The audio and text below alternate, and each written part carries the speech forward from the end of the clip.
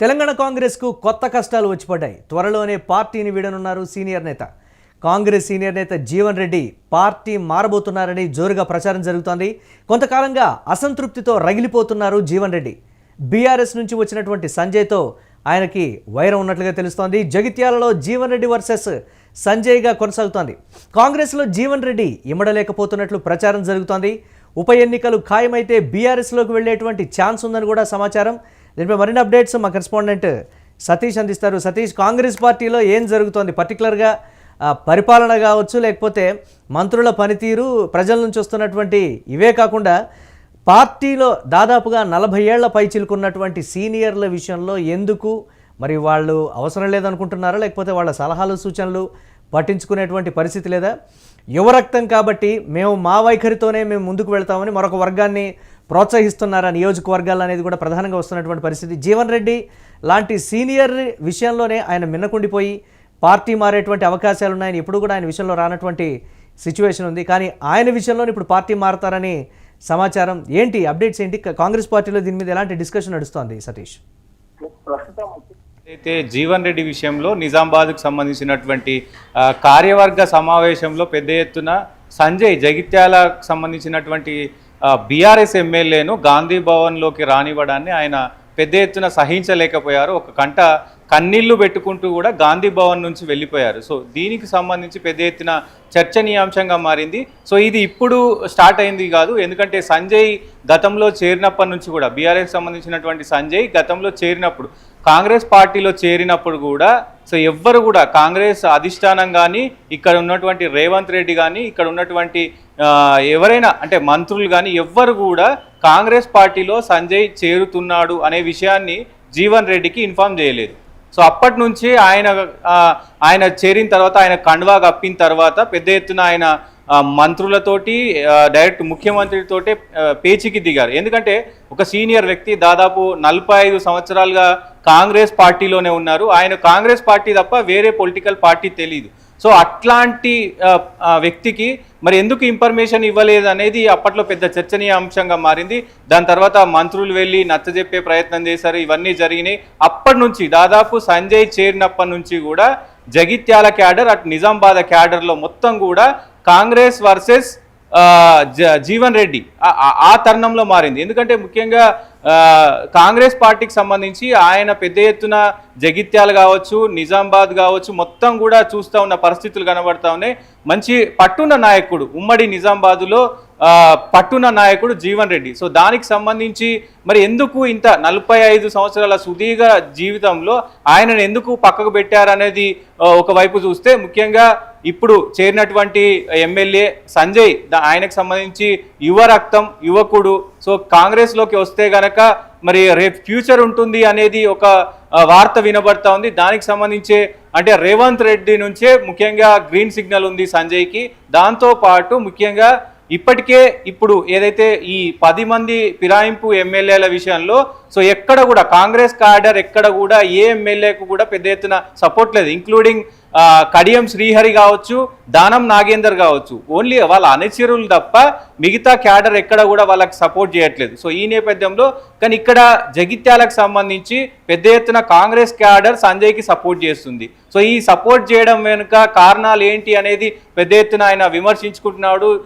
ఆయన ఎంత దాదాపు 2 సంవత్సరాల నుంచి కూడా కుమిలిపోతున్నాడు అనేది గాంధీ భవన్లో పెద్ద ఎత్తున చర్చనీయాంశంగా మారింది. ఎందుకంటే గత 10 సంవత్సరాలు అంతకుముందు కూడా పెద్ద ఎత్తున కాంగ్రెస్ పార్టీ కోసం కష్టపడ్డారు. దాని తర్వాత ఏదైతే బీఆర్ఎస్ 2014లో బీఆర్ఎస్ ప్రభుత్వం వచ్చినప్పటి నుంచి 2023 దాకా ఏదైతే బీఆర్ఎస్ ప్రభుత్వం పైన ఒంటరి పోరాటం చేసినటువంటి వ్యక్తికే సో ఇలా జరిగింది.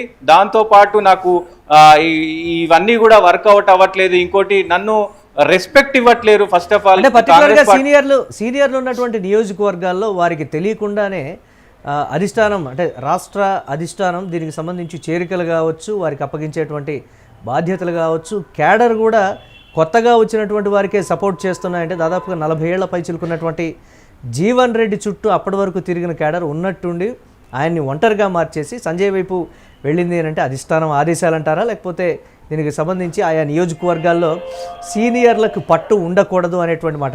సీనియర్లు వరుసగా పొన్నాల లక్ష్మయ్య విషయంలో కావచ్చు, ఇతర నేతలు కావచ్చు, అందరూ కూడా పార్టీ మారినటువంటి పరిస్థితి ఉంది. రేవంత్ రెడ్డి వెంటే తిరిగినటువంటి ఒక వ్యక్తి కూడా సరిగ్గా ఎన్నికల సమయానికి టికెట్ ఆశించి భంగపడి ఆయన కూడా పార్టీ మారినటువంటి పరిస్థితులు ఉన్నాయి కదా. వీటన్నిటిని ఎలా విశ్లేషిస్తున్నారు సతీష్? ముఖ్యంగా ఈ జీవన్ రెడ్డికి సంబంధించి జీవన్ రెడ్డి అక్కడ పార్టీ అధ్యక్షుడిగా ఉన్నాడు. లోకల్ జగిత్యాలకు సంబంధించి అధ్యక్షుడిగా ఉన్నాడు. ఎందుకంటే ఒక వేరే పార్టీ నుంచి ఎవరు జాయిన్ అయినా ఆ జిల్లాకు సంబంధించి అధ్యక్షుడికి ఇన్ఫామ్ చేయాలి. కానీ ఆ ఇన్ఫామ్ చేయకపోవడమే ఇక్కడ మీరు అర్థం చేసుకోవచ్చు. అధిష్టానం సంజయ్కి కానీ అక్కడ ఉన్నటువంటి కాంగ్రెస్ లీడర్లకు కానీ మొత్తం కూడా అధిష్టానం గ్రీన్ సిగ్నల్ ఇచ్చింది. సో సంజయ్ను పక్కకు పెట్టారు. ఎందుకు అనేది ఇటు పక్కన పెడితే దాదాపు రేవంత్ రెడ్డి వచ్చిన తర్వాత కొన్ని మార్పులు అయితే జరిగినాయి. ఆయన ఏదైతే 2029 విజన్లో వెళ్తా ఉన్నారు. 29 ఆయనలో మళ్ళీ కూడా ఏదైతే ఈ తెలంగాణ రాష్ట్రంలో 2029లో ఎన్నికలు వచ్చినప్పుడు మళ్ళీ నేను సీఎం అవ్వాలనేది ఆయన పూర్తిగా నమ్ముతా ఉన్నారు. దానికి సంబంధించి యువకులను పెద్ద ఎత్తున ప్రోత్సహిస్తూ ఉన్నాడు. దానికి సంబంధించే యువకులతో ముఖ్యంగా ఆయనకు సంబంధించిన క్యాడర్ను పెంపొందించుకుంటున్నారు. దాంట్లో భాగంగానే పెద్ద ఎత్తున కొంతమంది సీనియర్ లీడర్కి ఇక్కడ అన్యాయం జరిగిందని చెప్పుకోవచ్చు. గాంధీ భవన్లో కూడా ఈ చర్చ జరుగుతుంది. ముఖ్యంగా పొన్నాల లక్ష్మయ్య కావచ్చు. పొన్నాల లక్ష్మయ్య గతంలో అధికారంలోకి వచ్చిన తర్వాత సీనియర్ లీడర్, ఆయన పిసిసి ప్రెసిడెంట్గా కూడా చేశారు. సో అలాంటి వ్యక్తి అధికారంలోకి వచ్చాక, సరే అధికారం లేదు బయటికి వెళ్ళారంటే వేరే విషయం, అధికారంలోకి వచ్చాక ఆయన బయటికి వెళ్ళడం సో పెద్ద ఎత్తున చర్చనీయాంశంగా మళ్ళీ సుదీర్ఘ 45 సంవత్సరాల సుదీర్ఘ రాజకీయ జీవితంలో కాంగ్రెస్ పార్టీ తప్ప వేరే పార్టీ తెలియదు. అలాంటి వ్యక్తి బయటికి వచ్చినప్పుడు అక్కడ ఏ క్యాడర్ కూడా అటు రేవంత్ రెడ్డి కానీ మంత్రివర్గంగా ఎవరూ కూడా పెద్దగా స్పందించలేదు. ఆయనకు వెళ్ళి నచ్చజెప్పే ప్రయత్నం కూడా చేయలేదు. సో దాంతోపాటు ఏదైతే మల్కాజ్గిరికి సంబంధించినటువంటి సోమశేఖర్ రెడ్డి, సింగిరెడ్డి సోమశేఖర్ రెడ్డి కూడా రేవంత్ రెడ్డి తోటే పెద్ద ఎత్తున ఆయన ఆస్తులు అమ్ముకున్నాడు. ఆయనకు సంబంధించినటువంటి కొన్ని ఫండ్స్ను కూడా ఆయన పెట్టుకున్నాడు సొంత ఖర్చులతో. ఎందుకంటే కట్టర్ కాంగ్రెస్ వాదులు వీళ్ళంతా, ఇప్పుడు జీవన్ రెడ్డి కావచ్చు, సింగిరెడ్డి సోమశేఖర్ రెడ్డి కావచ్చు, పొన్నాల లక్ష్మయ్య కావచ్చు, వీళ్ళంతా కట్టర్ కాంగ్రెస్. వీళ్లకు అన్యాయం జరిగింది సో అని చెప్పేసి బయటికి రావడం జరిగింది. అలాంటి వాళ్ళే బయటికి పోయినప్పుడు జీవన్ రెడ్డి కూడా మరి ఎట్లాంటి డిసిషన్ తీసుకోబోతున్నారు? ముఖ్యంగా పొన్నాల లక్ష్మయ్య లాంటి వ్యక్తి, కట్టర్ కాంగ్రెస్ అయినటువంటి సోమశేఖర్ రెడ్డి, ఇలాంటి వ్యక్తులు ఎంత క్లోజ్గా ఉన్నటువంటి వ్యక్తులు, పార్టీ కోసం ప్రాణం పెట్టినటువంటి వ్యక్తులే బయటికి వెళ్ళినప్పుడు జీవన్ రెడ్డి కూడా మరి ఇలాంటి నిర్ణయం తీసుకోబోతున్నారు. ఎందుకంటే ఒకవేళ బై ఎలక్షన్స్ వస్తే గనక మళ్ళీ సంజయ్కే టికెట్ కాంగ్రెస్ ఇస్తుంది. సో మరి నా పరిస్థితి ఏంటి అనేది కూడా ఆయన ఆలోచిస్తున్నట్టు రాజకీయ వర్గాల్లో అటు గాంధీ భవన్ వర్గాల్లో కూడా చర్చ జరిగింది. దీనికి సంబంధించి ఇప్పటికే ఆయన కొన్ని వార్తలలో వినబడుతున్నది ఆయన వేరే పార్టీ బీఆర్ఎస్ పార్టీలోకి పోతారు అన్నట్టు కూడా కొంచెం చర్చనీయాంశంగా మారింది. మరి ఏం జరగబోతుందో చూడాల్సిన అవసరం అయితే ఉంటుంది. మరి రైట్, అంటే దీనికి సంబంధించి కాంగ్రెస్ పార్టీలో ఏమైనా డిస్కషన్ నడుస్తుందా? అంటే సీనియర్లందరూ కూడా ఈ స్థాయిలో స్వరం వినిపిస్తున్నప్పటికీ వీరందరూ కూడా కేంద్ర నాయకత్వంతో ఎప్పుడూ టచ్లో ఉండి వారి దృష్టిలో ఉన్నటువంటి నాయకులే వీరి విషయంలోనే ఈ విధంగా జరుగుతోంది అంటే మరి రాష్ట్ర నాయకత్వాన్ని కేంద్ర నాయకత్వం ఎందుకు మందలించడం లేదు? సీనియర్ల సలహాలు సూచనలతోటి మనం ముందుకు వెళ్తే బాగుంటుందనేటువంటి సూచన కూడా కేంద్రం ఎందుకు చేయడం లేదు? పోనీ వీళ్ళు అసలు కేంద్రానికి ఈ అంశానికి సంబంధించి మా పరిస్థితి ఈ విధంగా ఉందని కూడా చెప్పలేనటువంటి సిచ్యువేషన్లో ఉన్నారా అనేటువంటి కొన్ని కన్ఫ్యూజన్ క్వశ్చన్స్ కూడా ఉన్నాయి కదా సతీష్, దీన్ని ఎలా చూడాలంటారు మనం? డెఫినెట్గా దీనికి సంబంధించి ఇప్పటికే జీవన్ రెడ్డికి జరిగినటువంటి సిచ్యువేషన్లో ఎక్కడ కూడా జీవన్ రెడ్డి తోటి వేరే వాళ్ళు వెళ్ళి మాట్లాడిన దాఖలాలు లేవు. మొన్న సాయంత్రం జరిగిన సిచ్యువేషన్ ఉంది. నిన్న కూడా ఎవరు వెళ్ళి మాట్లాడలేదు. సో నిన్న యథావిధిగా పిసిసి చీఫ్ మహేష్ కుమార్ గౌడ్ గాంధీ భవన్లో చర్చలు మీటింగ్స్లు పెట్టుకున్నారు. దాని తర్వాత ఎక్కడ కూడా ఈ విషయాన్ని వాళ్ళు మాట్లాడే ప్రయత్నం చేయలేదు. కానీ ఇప్పటికే మహేష్ కుమార్ గౌడ్ చెప్పిన పరిస్థితులు జీవన్ రెడ్డి విషయంలో నిజామాబాద్కు సంబంధించి నేను ఏమి నిర్ణయం తీసుకునేడానికి లేదు, అధిష్టానమే నిర్ణయం తీసుకుంటుంది. అధిష్టానం అంటే తెలంగాణ రాష్ట్రంలో అధిష్టానం ఎవరు అంటే మహేష్ కుమార్ గౌడ్. మరి ఆయననే అధిష్టానం అన్నాడంటే ఈ విషయాన్ని మరి పైన పెద్దలకి సోనియా గాంధీ కానీ రాహుల్ గాంధీకి కానీ మల్లికార్జున్ ఖర్గేకి కానీ చెప్పే అవకాశాలు ఉంటాయి.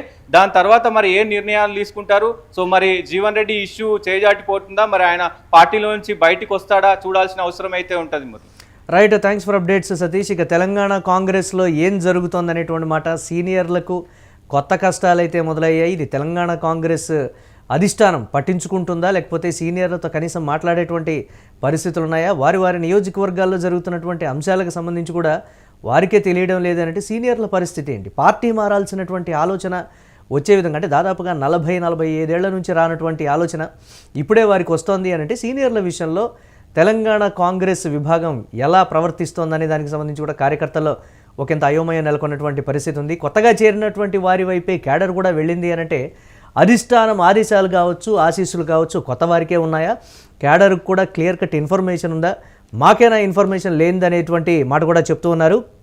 గతంలో పార్టీ మారినటువంటి వాళ్ళు కూడా ప్రస్తుతం బయటకు వచ్చి మేము ఆ సిచ్యువేషన్స్ని ఆ రోజు ఫేస్ చేశాము, కానీ బయటికి చెప్పుకోలేక పార్టీ మారాల్సినటువంటి పరిస్థితి ఈరోజు బాహాటంగా అందరికీ తెలుస్తున్నటువంటి పరిస్థితి. సీనియారిటీకి విలువ లేకుండా పోతున్నటువంటి సిచ్యువేషన్లో మా విలువను మేము కాపాడుకుంటామని పార్టీ మారేటువంటి ఆలోచన అయితే సీనియర్లు చేస్తున్నట్లుగా కూడా తెలుస్తున్నటువంటి బ్రేకింగ్ న్యూస్ చూస్తున్నాం.